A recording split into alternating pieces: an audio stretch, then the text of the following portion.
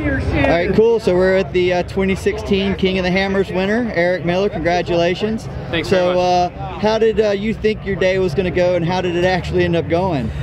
We started back today. You know, we qualified, you know, a little poorer than I hoped. I think we were like 24th off the line.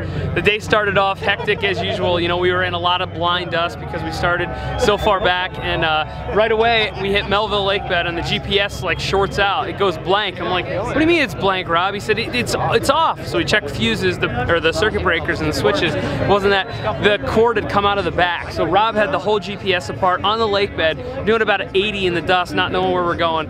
Got it back together, got it booted up.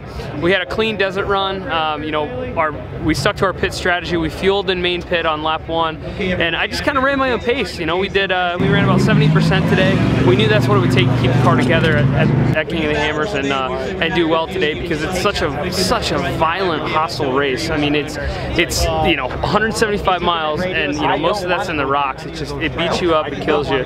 So you know, the other thing we had go wrong, we had a drive shaft actually bend at the top of Sledgehammer. We couldn't go over 20 miles an hour. So on those canyons right up there, we stopped at the top, changed our drive shaft with the spare one, and in the midst of that, you have to move the car around to get the U-bolts out. And I was in there, and apparently didn't shift the transfer case far enough into gear. Jumped out. Rob started torquing on the drive shaft, and the car starts taking off down the mountain on us. You know, he literally slides right under the rear end, and I start running after the thing. And at this point, it's doing 5 or 10 miles an hour. I jumped on the back tire, was running on the tire, and it was one of those things where I had to either let this thing go or get run over.